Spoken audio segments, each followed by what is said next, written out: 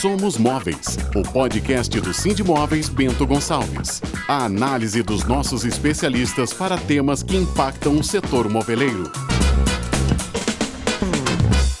A Federação Nacional de Varejo dos Estados Unidos é a organizadora do NRF Retail's Big Show, o maior evento destinado ao setor varejista no mundo, que abrange extensa programação de palestras, nas quais são debatidas as principais tendências desse mercado.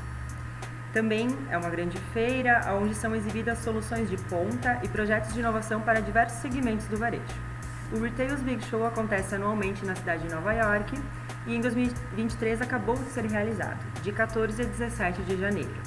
Trouxe diversas lições. Então hoje nós falaremos sobre essas tendências mapeadas na feira e como elas podem ajudar você, ouvinte do podcast Somos Móveis, a aplicá-las no seu negócio. Para conversar sobre a NRF, trouxemos um convidado muito especial que acabou de voltar dessa visitação, Gustavo Reis. Seja bem-vindo.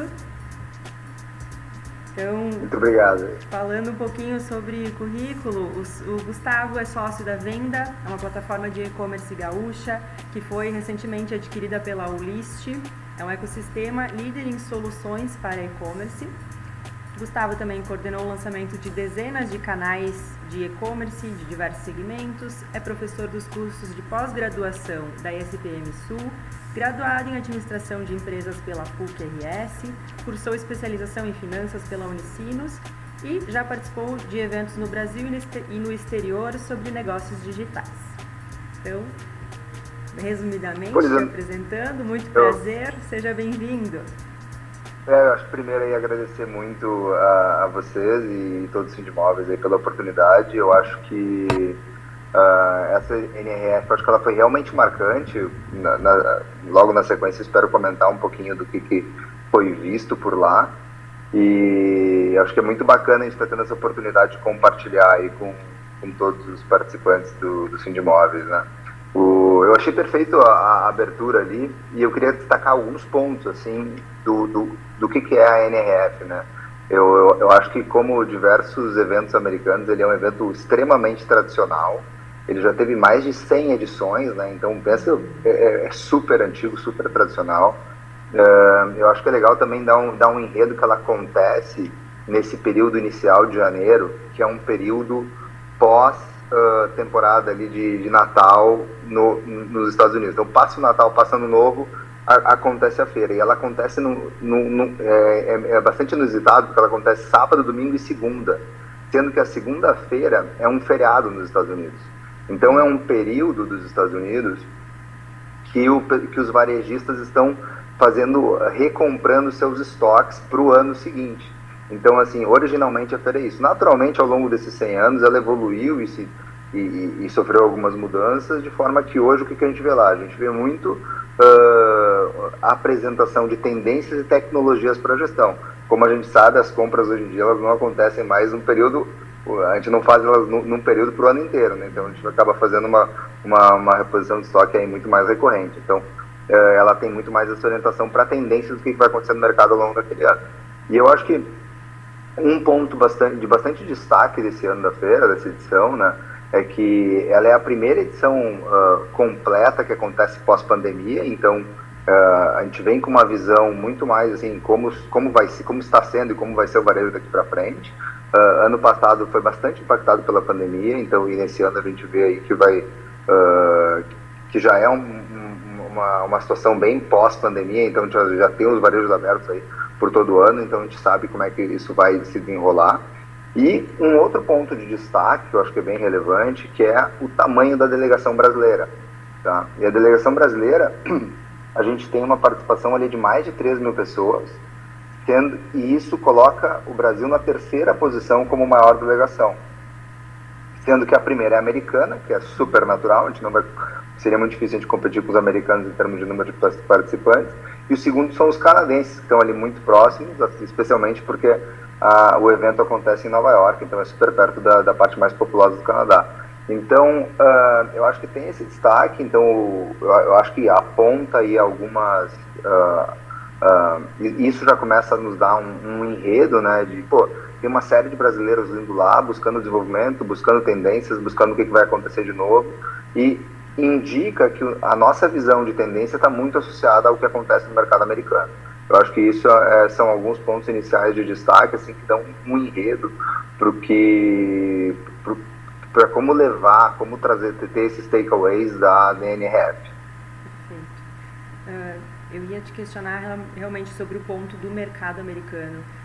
Imagino que dentro das palestras e das programações, muito do que eles tragam tem a relação com a cultura americana, né? Tanto o varejo e os hábitos de consumo americano, principalmente por estar acontecendo lá. Mas, da mesma forma, é possível tirar uma série de insights e fazer valer para o mercado nacional também. Não, com certeza. Eu acho que tem o ponto que você traz é muito preciso, assim, porque tem diversos o próprio enredo que eles trazem, os assuntos lá, tem um caráter americano. Então, quem abre a feira é o CEO, presidente do Walmart. Então, assim, é absolutamente americano. E eu acho que isso também, não somente a perspectiva do mercado americano que é trazida para a feira, tem o aspecto do contexto americano, que eles estão num momento pré-recessão. Tá? Então eu acho que teve esse tom muito forte da situação macroeconômica que americana, que acaba sendo um pouco divergente do que a gente vive no Brasil, mas também o aspecto cultural do modelo de varejo deles, que é muito diferente do nosso. A gente sabe disso. Eu acho que talvez o segmento de imóveis seja um dos que tem um componente de diferença bastante grande do processo de consumo americano versus brasileiro. Mas no âmbito de tecnologia e momento de mundo, eu acho que tem os pontos de aprendizado são muito relevantes, tá? E até quando a gente, eu acho que é bacana comentar que quando a gente, como brasileiros, como as delegações que participam da feira, a gente acaba botando a nossa lente para identificar o que está acontecendo por lá, né? E aí eu até acho que é bacana dar um pouquinho de contexto. A Venda, que é a empresa que eu represento e participo, a gente tem 10 anos aí mais de 10 anos de e-commerce. No ano de 21 a gente foi adquirido pelo List, que é o maior vendedor dentro de marketplaces, né? Então ele atua como um shopping dentro de diversos marketplaces. E desde a aquisição em 21 a gente vem num processo de expansão aí bastante grande. E essa expansão, ela transcende um pouco o aspecto do e-commerce, ela estende o produto muito para uma operação física. E eu acho que isso é um ponto que ficou muito confirmado nessa edição da NRF, é a absoluta ausência de barreiras entre o físico e o online, né? Então a gente conseguiu ver varejistas, tanto os tradicionais como novos, né, que estavam palestrando ou expondo por lá, absolutamente tratando as vendas de físico online sem nenhuma barreira. Então eu acho que é muito comum ainda que na conversa com alguns clientes eles façam essa distinção, e eu acho que isso é uma coisa que a gente tem que deixar para trás, e esse evento foi um no qual eu percebi uma certa maturidade nisso, especialmente em quem estava participando do evento. Eu acho que um outro ponto de destaque é que o mercado de e-commerce, ele tem seus eventos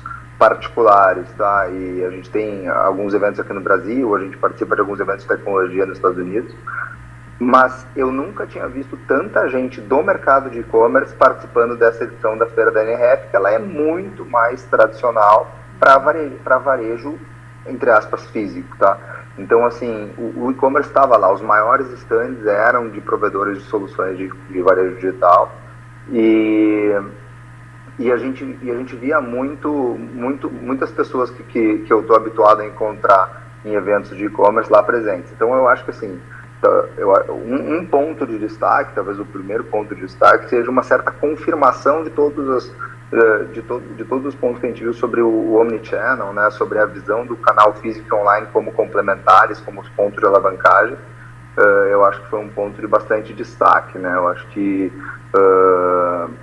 na indústria moveleira a gente tem algumas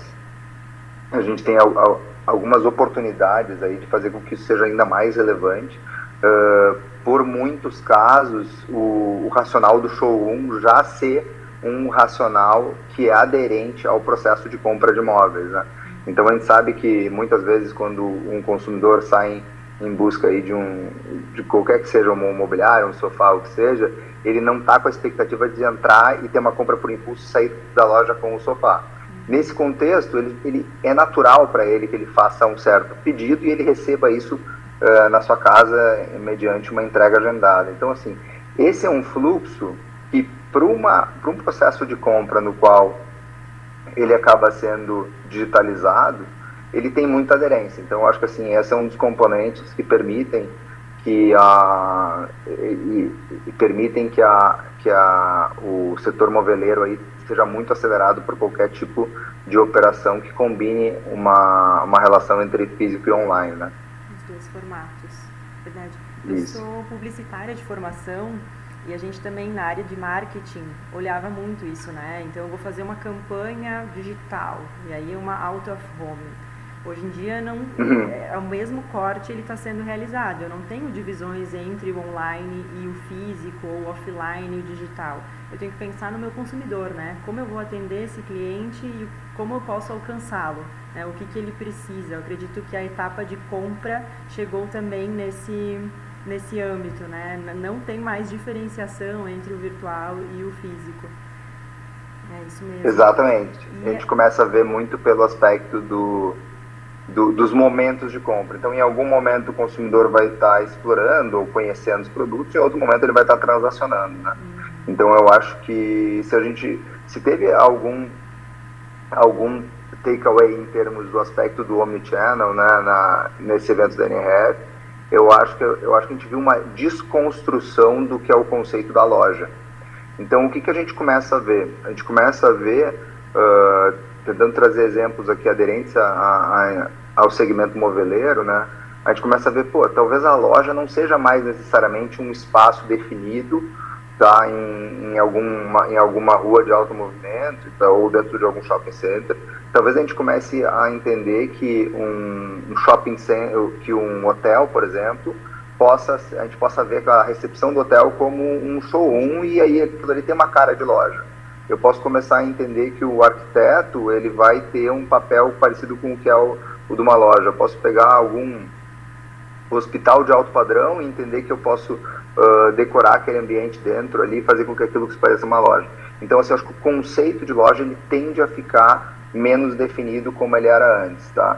E aí até eu acho que é bacana comentar com um termo que eu nunca tinha ouvido antes da NRF, mas lá eu ouvi dezenas de vezes, que é o termo do retailtainment. Então, a gente começa a ver uma combinação entre varejo e entretenimento. E aí criou-se essa palavra longa aí, mas basicamente ela combina isso e ela coloca o varejo muito mais como um processo de mídia. Então, é fácil conectar com esse conceito se a gente se colocar no papel do consumidor. Cada vez mais a gente tem se deslocado para locais pela experiência e não necessariamente pelo consumo. Entretanto, enquanto a gente está lá fazendo uso da experiência, a gente acaba tendo interações de conhecer marcas e muitas vezes transacionando. Então, eu acho que esse ponto ele conversa muito com o aspecto da omnicanalidade, porque o comportamento de sair de casa para comprar, ele diminui muito, né? Eu acho que ele tem uma tendência de reduzir,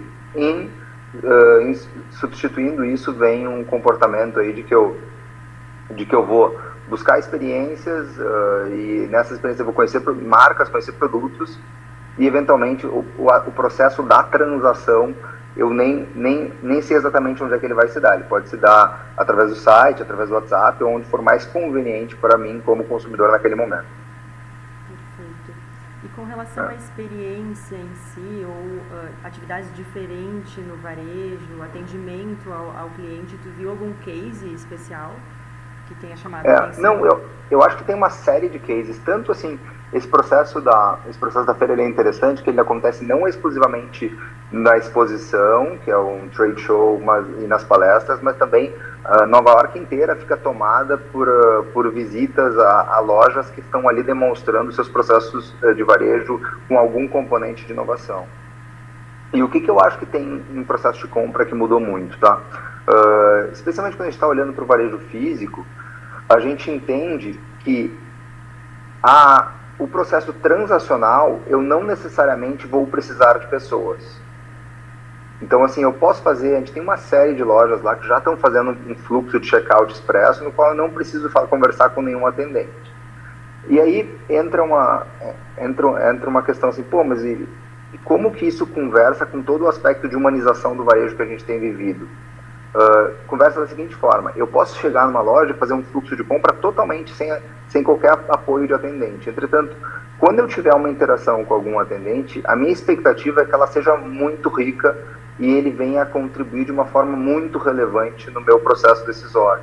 Então, assim, a gente começa a ter a interação humana não mais orientada a um processo de compra, pagamento, cartão, aquele processo que acaba sendo pouco sexy e não contribui para a experiência final. A gente começa a ter a experiência humana orientada à curadoria, a especificidades do produto, a algum aspecto consultivo em relação ao produto, um atendimento propriamente para apoio no meu processo decisório de uma forma geral. Então, assim, a gente começa a ver um processo humanizado. O ser humano, ele ganha um papel de muito maior valor no processo de varejo, tá? Então, eu acho que isso é um ponto de destaque aí no físico e conversa com os dois pontos que a gente conversou antes. Então, pô, o que a gente vê? A gente vê o omnichannel, então não havendo conversa entre os dois, a gente vê a loja sendo desconstruída para ambientes mais orientados à experiência. A gente vê justamente os ambientes orientados à experiências tendo esse componente aí da nova palavra que eu acho que a gente deve ouvir muito ao longo de 2023, que é o retailtainment, né, a junção de retail e entretenimento.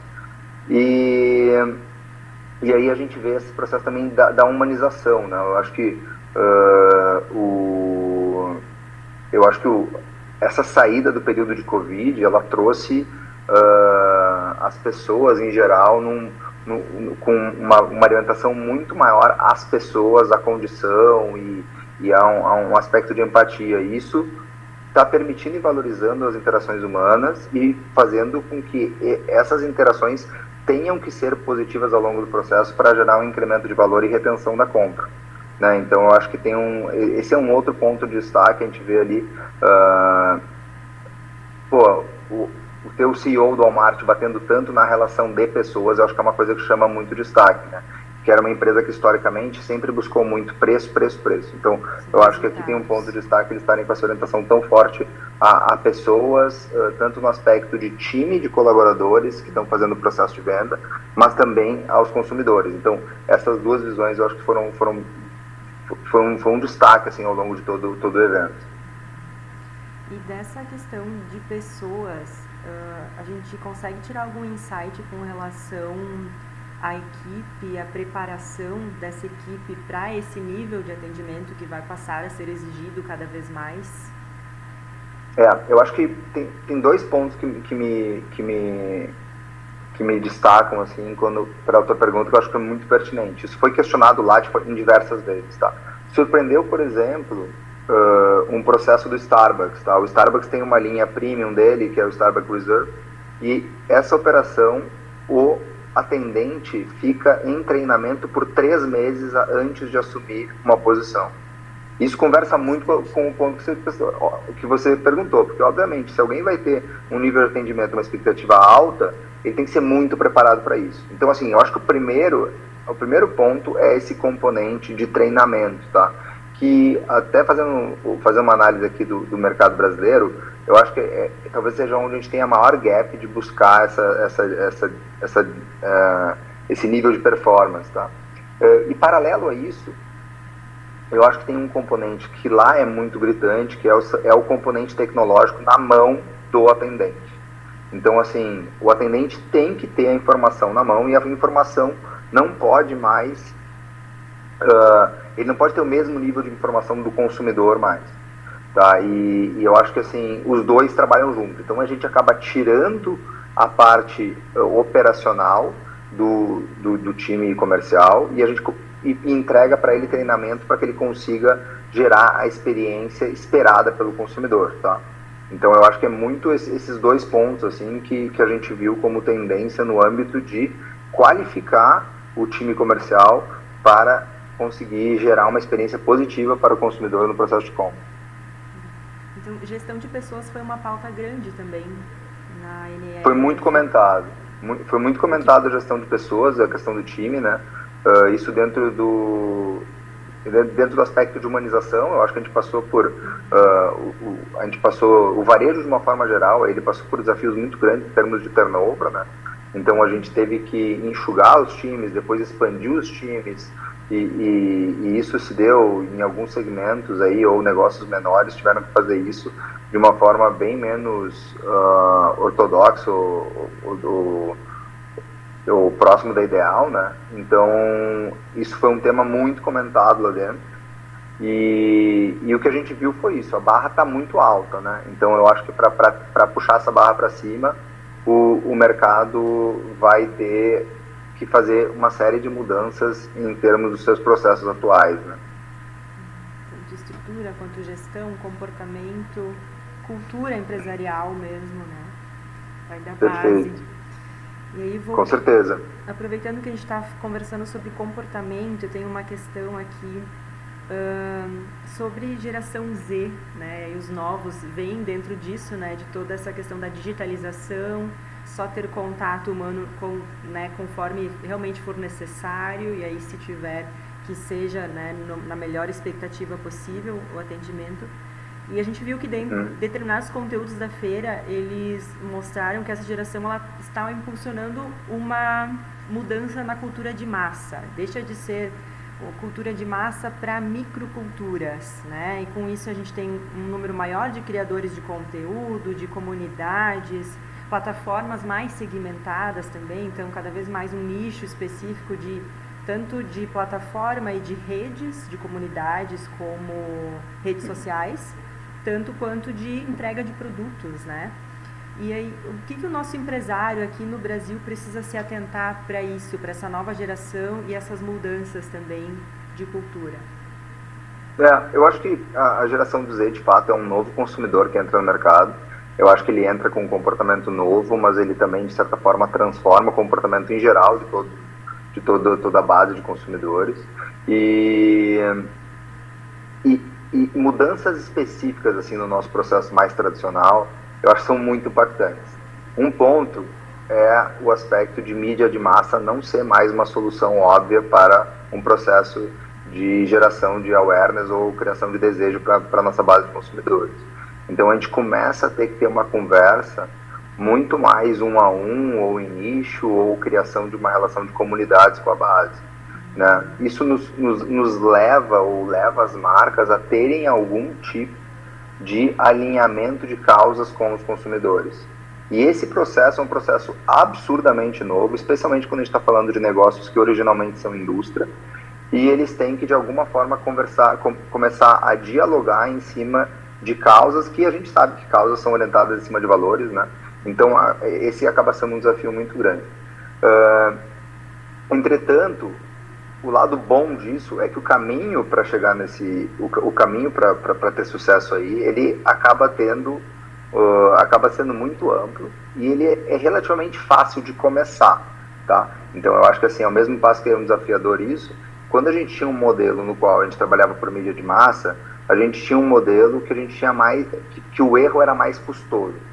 Hoje em dia a gente vive um modelo que é mais fácil de fazer testes menores e ir aprendendo, e assim crescer gradualmente. Então, assim, ao mesmo tempo que acabou sendo mais difícil o processo, complexo o processo como um todo, o risco é muito menor, porque o erro não é tão danoso como era antes, que a gente tinha que fazer uma grande campanha, testar aquela grande campanha, se ela não desse certo, a gente acabava tendo ali um erro muito, muito grande para a nossa operação. Então a gente vai para um processo hoje que é muito mais fácil de fazer testes menores e ir descobrindo, e assim começando isso que é um novo, que é se relacionando, um diálogo com o nosso consumidor da geração Z, que nem você falou, né? Nas redes sociais ele quer muito ser ouvido, ele quer participar, ele quer interagir, ele espera uma resposta ali individual para ele. Então eu acho que ele vem com esses componentes, mas eu tenho visto muito mais isso como uma oportunidade para que negócios se posicionem de uma forma mais arrojada, diferente do que aquilo que é posto hoje para o mercado, do que propriamente o tamanho do problema, tá? Então acho que eu vejo isso como bastante positivo. O ponto que você trouxe das comunidades, eu acho que gritou lá também, tá? Eu acho que a gente começa a ver operações de varejo lá que estão bastante num alto nível de performance. Eu vejo casos, por exemplo, de a Nike, quando você chega, tem uma loja da Nike que ela abriu no Brooklyn, que ela tem uma orientação absurda para a comunidade e ela tenta fazer um alinhamento de que a pessoa que eventualmente venha conversar contigo na loja seja alguém que pratica o mesmo esporte que você. Então, na medida que eu sou corredor maratonista, eles vão tentar botar um maratonista ali para me atender, para conversar comigo, entendendo que isso vai gerar um nível de conexão muito superior, então vai ser uma experiência melhor para mim e vai gerar uma proximidade melhor, tá? Aí eu acho que também um destaque como que eles fizeram a loja. Então, assim, eu acho que aqui, para setor moveleiro, acho que é uma provocação bem relevante, porque a loja da Nike, ela não é uma loja que tem um layout tradicional como nós pensamos. É uma loja que ela é absolutamente orientada à experiência, espaço para ver o produto, não tem um caixa, que o vendedor pode a qualquer momento ali pegar, transacionar comigo. Então, de fato, ele está muito mais orientado para o que é uma experiência humana do que propriamente aquele processo mais tradicional, aquela fricção tradicional de um varejo, de a gente ter um caixa no fundo da loja, eu ver os produtos e tomar o meu pedido ou qualquer coisa parecida com isso. Então, esse processo está muito suave, muito fluido, isso está bem bacana e eu acho que conecta com todos os pontos ali que a gente comentou antes. Sim, é muito mais comprar sem perceber que alguém está te vendendo algo, né? Acho que é isso que as pessoas buscam hoje também. O componente de transação está diminuindo, está ficando muito pequeno ao longo do processo. Que legal.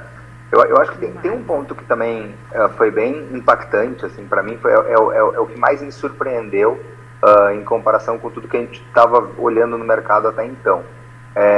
E talvez tenha sido a grande tendência comentada na NRF, é o conceito do resale, tá?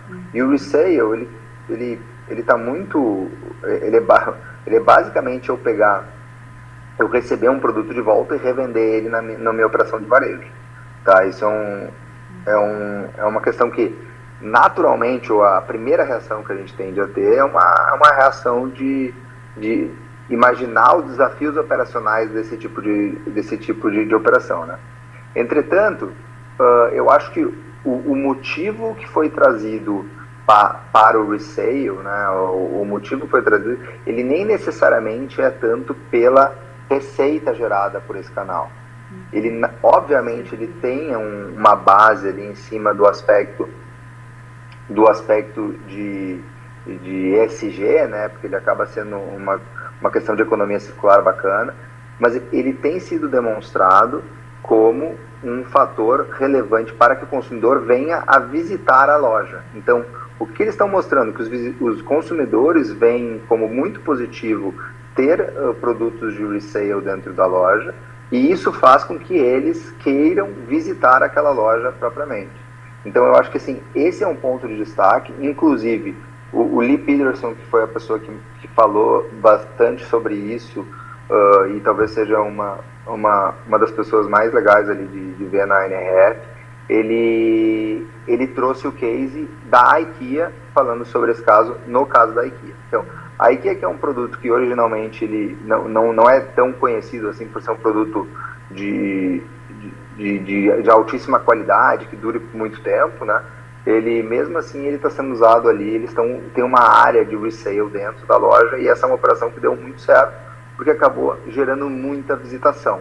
E na medida que gerar muita visitação, tem a aderência ali de equilibrar o fluxo de loja e trazer novos clientes ou deixar os clientes mais próximos das marcas. Falando em economia circular, a gente tem conversado bastante aqui também sobre uma tendência não só da compra ou recompra, novos formatos, novas dinâmicas, que é o aluguel.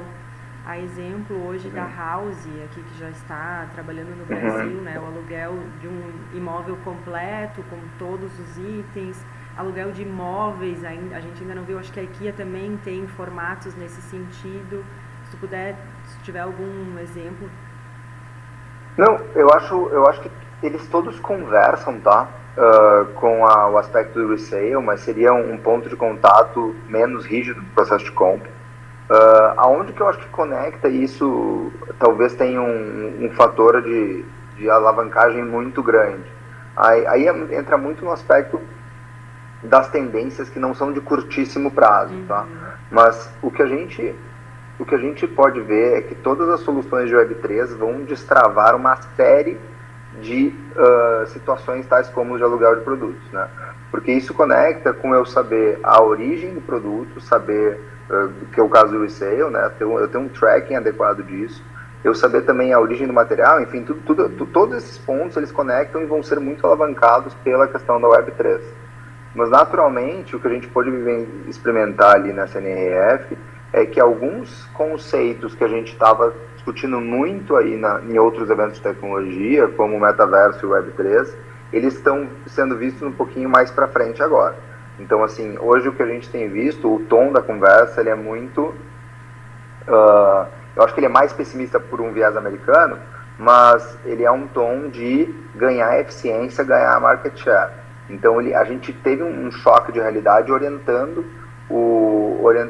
as operações ali para projetos e movimentos que tenham uma geração de caixa no curto prazo, né?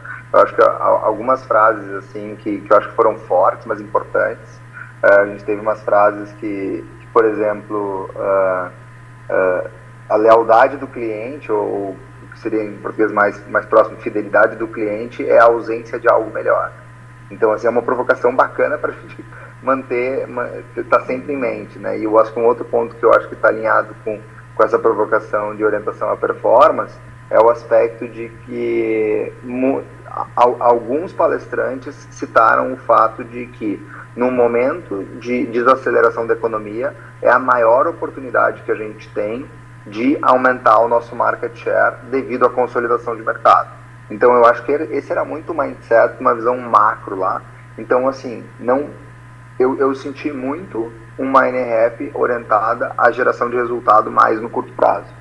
Então, sem tanta experimentação de coisas novas, e até eu coloco o resale, eu acho que assim, apesar de ser um processo novo em termos de operação, ele é mínimo, me parece que implementar ou começar uma experimentação do resale me parece um projeto de investimentos baixos. Eu acho que muitas operações devem começar a experimentar isso já, né, porque tem oportunidades grandes aí, de novo, não pela receita, mas muito mais pela geração de awareness e pela geração de visitas em loja. Muito bem, perfeito. Vamos recapitular então 3 principais tendências macro que foram abordadas e que nortearão um pouco mais os próximos anos. Tu trouxe a questão do Omnichannel, que não só isso, a questão da experiência. Eu acho que o Omnichannel acho que é muito relevante, o aspecto da loja, da relativização da loja, assim, acho que eu acho que tem muita oportunidade por aí. Eu acho que esse ponto ele conecta já com o segundo ponto, que eu acho que é o ponto de destaque, que seria o aspecto do retailtainment. Então, assim, o varejo, ele não é mais chato, ele não é transação, ele é mídia, ele é entretenimento. Eu acho que esse é o segundo ponto bem relevante. Tem um outro ponto também, que é o aspecto das comunidades. A gente não pode deixar isso passar. Eu acho que no contexto do segmento moveleiro, a gente tem uma comunidade já que são os arquitetos e decoradores. Eu acho que a gente tem essa comunidade participando. Ela existe no mundo analógico, ela tem que de alguma forma ser representada no mundo mais digital. Eu acho que aqui é um desafio do segmento de digitalizar essa comunidade tão relevante. E assim, o resale ele teve uma ênfase muito grande. Eu acho que é um ponto a ser destacado, tá? Eu acho que ele é absolutamente todas as marcas falando disso, falando que estão experimentando e que são projetos que ganharam prioridade aí nos últimos meses ou anos. Então acho que esse é um ponto que tem que ficar. Perfeito. E para encerrar, fidelidade e ausência de algo melhor. Essa eu anotei aqui também. Fortíssima. Ela demanda alguns segundos aí para absorção, né? Muito bom, muito bem. Muito obrigada, Gustavo. Um conteúdo muito rico. Se tu tiveres mais algo que gostaria de acrescentar, a gente já vai se encaminhar para o final aqui. Eu queria agradecer a oportunidade aí e espero que hajam novas oportunidades aí, talvez em outros eventos aí que a gente possa trocar e comentar também um pouquinho dos nossos cases do mercado moveleiro. Com certeza sim. A gente vai programar sim, falar um pouquinho mais da venda, né? Falar da aquisição da Olist. Teremos novas oportunidades e mais conteúdos até. Uma próxima conversa focando mais no digital, que eu sei que tu tem bastante conteúdo que a gente pode levar para os associados. Teremos próximos podcasts e encontros presenciais também, com certeza. Te agradeço. Muito obrigado, então, Lisandro. Obrigado. Obrigada.